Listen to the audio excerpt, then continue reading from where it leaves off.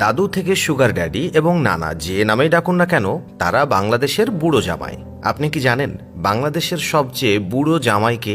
বাংলাদেশের কতগুলো বুড়ো জামাই রয়েছে যাদের বউয়েরা তাদের নাতনির বয়সী। তাদের নিজেদের বয়স 60 থেকে 70 হলেও তাদের বউয়ের বয়স 20 থেকে 30-এর কোঠায়। চলুন জেনে আসি বাংলাদেশের কিছু কচি বউ এবং তাদের বুড়ো জামাইয়ের কথা। এই তালিকায় প্রথমেই রয়েছে তনির নাম, যিনি সার্ভিস বাই তনি নামের একটি পেজের ওনার। তনি যাকে বিয়ে করেছেন তিনি তার দাদার বয়সের হলেও এখন বেশ সুখেই আছেন এই দম্পতি। তনির জামাইয়ের বয়স 78 বছর। বাড়ির অমতে গিয়ে পালিয়ে বিয়ে করেন তনি। স্বাভাবিকভাবেই তার বাড়ির কেউ তাদের বিয়ে মেনে নিতে পারেননি, তাই পরিবার থেকে আলাদা থাকেন এই দম্পতি। বলে রাখা ভালো, এর আগেও বিয়ে হয়েছিল তনির, সেই ঘরে আছে এক কন্যা। আবার দাদার বয়সী জামাইয়ের ঘরে হয়েছে এক ছেলে। অনেকেই বলে যে টাকার জন্য বিয়ে করেছেন তনি সেই মুরব্বীকে, তবে এটা সঠিক যে এই বিয়ের জন্য সবার নজর কেড়েছিলেন তিনি। সোশ্যাল মিডিয়া ইনফ্লুয়েন্সার হিসেবেও তার বেশ পরিচিতি রয়েছে। এই তালিকায় সবচেয়ে বেশি সমালোচিত হওয়া জুটি টম ইমাম আর মিষ্টি ইমাম। 20 বছরের তরুণী মিষ্টি ভালোবেসে বিয়ে করেছিলেন 60 বছরের টমকে। বয়সের পার্থক্যের কারণে এই জুটিকে কেউ বলে বাবা মেয়ে, আবার কেউ বলে নানা নাতনি। আলোচনা এখানেই থেমে নেই। টাকার লোভে কিংবা আমেরিকার বাসিন্দা হতেই নাকি মিষ্টি বিয়ে করেছেন 50 টম ইমামকে। 3 বছর সংসার অতিবাহিত করা টম বলেন, কোটি কোটি টাকা ছিল কিন্তু শান্তি ছিল না। এখন বউ পাশে আছে তো শান্তিও আছে।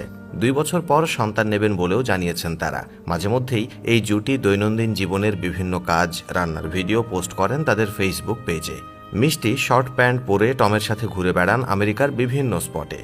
এবার যাদের কথা বলবো তারা বয়সের হিসাব পেরিয়ে গেছে বাকি এই জুটিকেই। বলছিলাম সম্প্রতি পালিয়ে বিয়ে করা 19 বছরের তৃষার বুড়ো জামাই খন্দকার মোস্তাকের কথা। 19 বছরের তৃষা পালিয়ে বিয়ে করে তারই কলেজের পরিচালনা ফোরামের সদস্য মোস্তাক আহমেদকে। রাজধানীর মতিঝিল আইডিয়াল স্কুল অ্যান্ড কলেজের গভর্নিং বডির সদস্য খন্দকার মোস্তাক আহমেদ। একই কলেজের শিক্ষার্থী সিনথিয়া ইসলাম তৃষাকে বিয়ে করে আলোচনায় আসেন। তাদের বিয়ের খবর ছড়িয়ে পড়লে সমালোচনার ঝড় ওঠে সামাজিক যোগাযোগ মাধ্যমে। এই সমালোচনা আরও তীব্র হয়ে ওঠে 21শে মেলায় বই প্রকাশের পর।